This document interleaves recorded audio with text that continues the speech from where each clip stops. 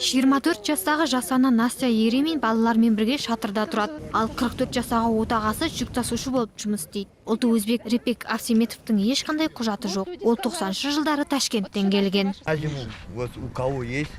Егер кімде қараусыз тұрған бос саяжайы болса, бізге берсе екен дейміз. Біз сол саяжайды қарауылдап отырсақ, бізде басқа амал қалмады.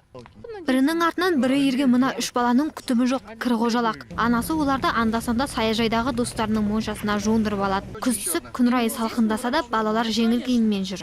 Ал құзырлы орындар бұл отбасының мәселесін қарастырып жатқандарын айтады. Қазір құқық қорғау органдары шығып анықтау жүргізіліп жатыр. Жаңағы анықтағаннан кейін жаңа іс-шаралар қолданады деп ойлаймын.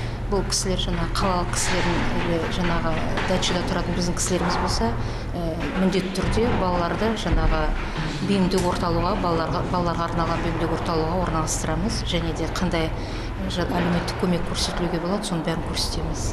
Ормандағы отбасы күнкөріс үшін саңырауқұлақ теріп жейді. Ауыз суды жақын маңдағы саяжайдан тасиды. Алайда жергілікті билік өкілдері алдағы күндері бұл шаңырақты аталған ауыртпалықтардан құтқаратын боламыз деп уәде берді. Ақбота Мұсабекқызы, Виктор Зайцев, Казахньюс, Орал.